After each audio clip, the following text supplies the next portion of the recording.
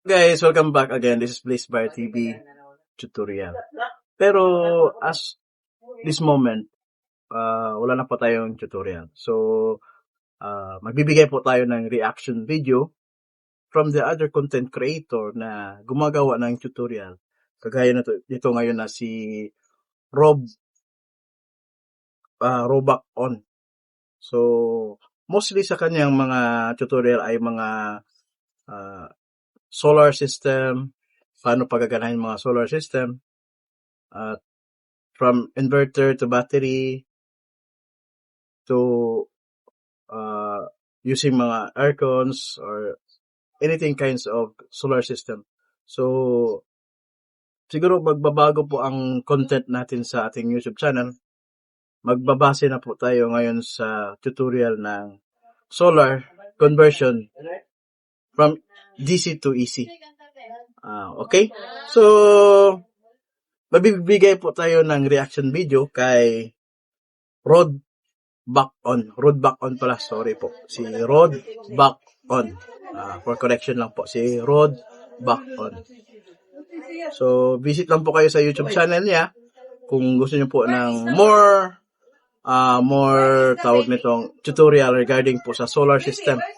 So, ngayon, baka gusto nyo po ang ganito na tutorial niya. Ang ginawa po kasi niya is, mayroong inverter at mayroong isang battery na 100 EH na battery. Kinonvert niya from DC to AC para gumana po ang aircon. So, tara, tingnan po natin at bigyan po natin ng reaction. Sana ay meron po tayong matutunan mga idea paano po gawin tong mga solar system na method na to. Dahil tapos na natin i-test itong watt cycle battery sa freezer, today susubukan naman natin ito dito sa 0.5 horsepower na aircon. Ito na yung hinihintay ni Noy Dumaicos. Shout out po sa inyo.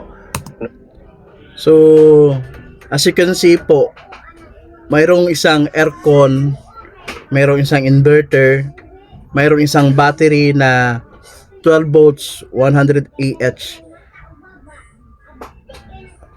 100 EH po na battery. So, sinusubukan po ni Sir Rod dito na para paganahin ang aircon using the inverter and the 100 AH na battery. So, napakagandang tutorial po to ni Sir Rod. So, shout out po kay Sir Rod. So, punta lang po kayo sa channel niya at kung gusto niyo pong masubaybayan ang mga ganito klaseng tutorial. Noy Dumaicos. Okay, tingnan natin kung ilang oras ito tatagal. Balik nga natin kasi may nagbigay na question po kasi sa kanya. Sino ba yun? Balik natin guys si Nodi Dumaicos. Very informative. Salamat na marami. Waiting for the next video para cooling unit load. Cooling unit load. So ibig sabihin ito po yung aircon. Okay. Dumaicos. Okay, tingnan natin kung ilang oras ito tatagal dito. So, mabilis ang testing lang ito kasi sa estimate ko, mga 2 oras lang ito mahigit. Kasi kung mag-base tayo sa specs nito na 1,280 watt-hour na capacity nito at itong aircon ay 510 watts ang rated power, it means... Guys, ang aircon nga pala ni Sir Rod na ginamit dito is 0.5 horsepower ang ginamit niya. Mayroon po kasi tayo na 1.0. Yun po kasi ang gusto kong makita kasi meron po ako ng 1.0 na aircon. Ang trip ko sana by next time mag-install po ako ng isang aircon at powered by the solar. So gagayahan ko po ang tutorial ni Sir Rod. Thanks for this video po, Sir Rod. So hopefully na di ka magagalit sa reaction video ko. 2.5 hours kaya nitong patakbuhin ang aircon. Pero ano? 2.5 hours daw? Kaya patagalin? Paganahin, paanda rin. Kapag bawasan natin ng 10% para sa conversion losses ng inverter, Oo. then another 10% dahil ayaw ko nang isagad hanggang mag-disconnect ang BMS. So, 1 to 80 minus 20% is equal to 1,024. Then, divide natin sa 510 watts na rated power ng aircon. Oo. 2 hours lang ang maiiwan natin. So, sabi ni Sir Rod dito ay kayang 2.5 hours ang o 2 hours and 30 minutes ang paggamit ng aircon using this 100 AH battery at itong aircon na 0.5 kayang 2 hours and 30 minutes or 2.5. Pero suggest ni Sir Rod dito, kailangan mag-maintain ng or di niya po i-drain ang battery. So, possible na consumption lang niya is 2 hours. So, tingnan po natin explanation na Sir Rod. Kaya 2 hours lang, ititigil ko na para hindi masagad ang battery. So, yun ang sabi ko, di ba? Hindi niya isasagad ang battery. Kung aabot ng 2 oras at hindi magti-trip ang battery or ang inverter. Oo. Pero maunang mag-trip ang inverter nito kasi nakaset ang low voltage protect nito ngayon ng 10.5 volts. Ang battery kasi ay pag bumaba lang sa 9.2 volts saka matutulog ang BMS. So, estimate lang yun ha at malalaman natin yan mamaya. At So, as you can see po, mayroon po tayong nabibili ng mga inverter ngayon sa Shopee, sa Lazada. Pero much better siguro yung inverter na gagamitin po natin sa ating project is yung inverter na di tayo anong tawag nito, di tayo magsisisi ba. So, kahit mahal ay yung inverter na yun, kasi mayroong protection loss kasi yung inverter na ginamit ni Sir Rod eh. So, mag-automatic po siya mag-shutdown pag umabot na sa limit ng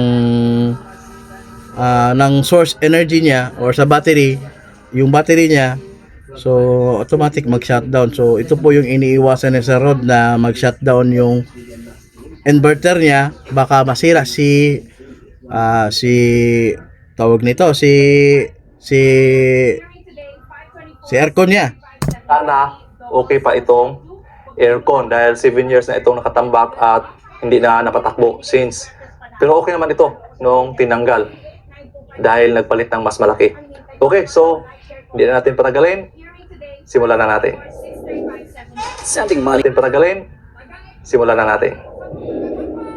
Okay, by the way, naka-ready na po itong setup natin. Bali, switch on na lang natin dito ang mga breakers.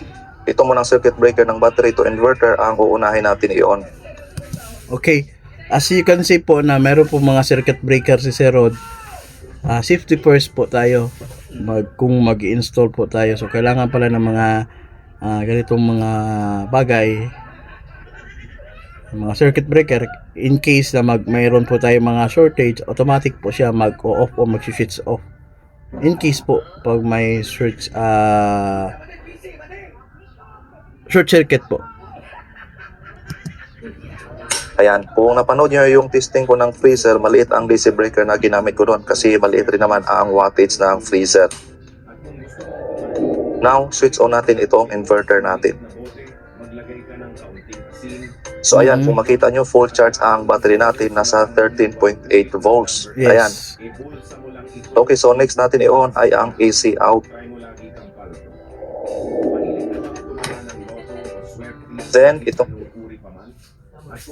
So, mayroon po tayong nakita na circuit breaker from DC to AC. So, circuit breaker na dun sa battery inverter at itong output ng inverter papuntang aircon nito, guys. Aking DIY meter. Dito kasi naka-plug ang aircon. Okay, DIY meter. Meron pong pang isang DIY meter si Sir Rod before mag aircon pala. Okay, so i-reset muna natin back to 0. May ilan-ilan na rin palang nagtatanong paano ko ginawa ito. Hintayin nyo lang po. Ipakita ko sa inyo paano ko ginawa ito. Pero actually, may mabili naman kayong wattmeter yung direct na i-plug sa outlet at maganda pa tulad ng mga ito. May mamahalin at may mamurahin din. Yung iba nilalagyan na ang battery, yung iba wala. Depende na sa type at paggamitan nyo. Yun nga lang, parang ang kita ko nasa 16 amperes lang maximum. Yung iba 10 amperes. Ito kasing DIY ko, nasa 100 amperes ang capacity nito. Pero 16 amperes malaki na naman. 16 amperes times 220 volts, nasa 3,520 watts na rin yan. Okay, so back to 0 na. Now start na natin ang aircon. Sa high cool natin ilalagay. Thermostat kahit cool. So guys, sisimula na po ng Sir Rod yung aircon. Tingnan natin kung magana ba. Laking tulong to sa inyo guys. In case, 'di ba? Makakatipid tayo sa kuryente po natin using this solar battery conversion setup. Pero syempre, solar system na rin kasi paano mo-charge yung battery kung wala pong solar. So, siguro abang-abangan po natin sa mga video pa na kami ni Sir Rod. Titingnan po natin kung ano po yung tutorial niya regarding sa pag-charge ng battery from solar panel to battery to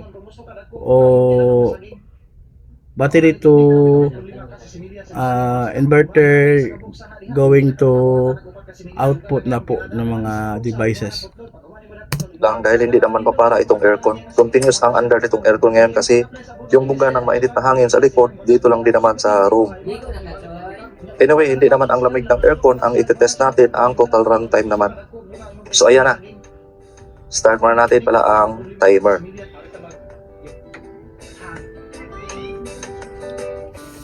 Yan, nagsisimula na po si Sir Rod sa timer. Ayan, itong papel indicator lang ito para makita nyo na may buga ng hangin. Ayusin lang natin mahina ang galaw nitong isa. Mas malakas itong nasa gitna.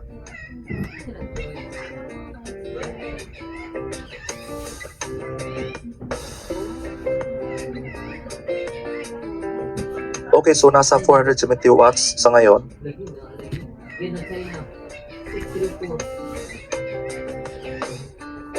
Sa inverter natin, 13 volts na kaagad at 40% ang load na nag-indicate sa inverter. Okay, so tingnan natin kung lumamig ang buga ng hangin. 25 degrees Celsius. Kaandar lang naman, tingnan natin maya-maya. So i-timelapse ko lang to para hindi kayo maboring sa video. Kaya ito, nakaset up na yung isang cellphone na naka-timelapse. Check nga natin ulit ang hangin.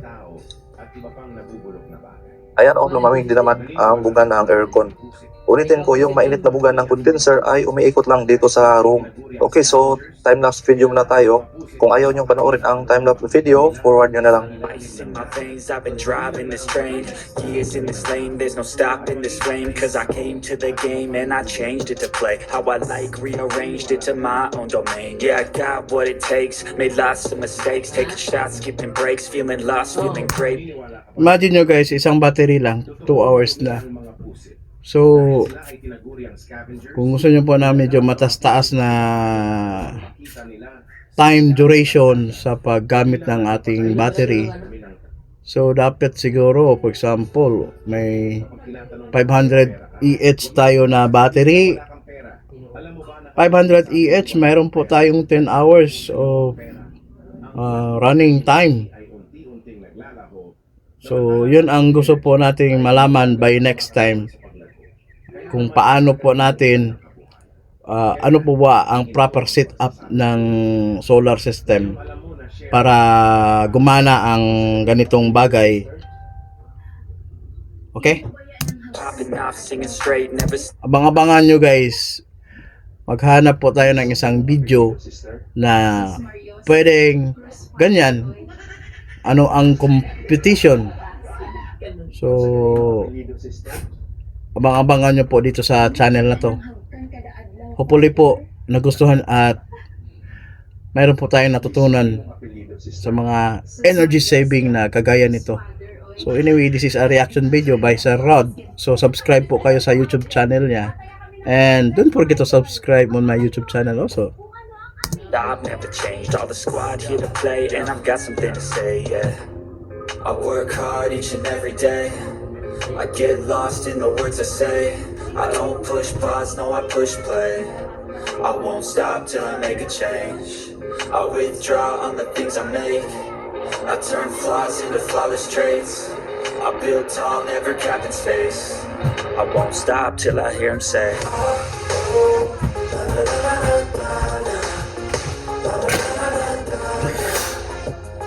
Pagod magantay guys.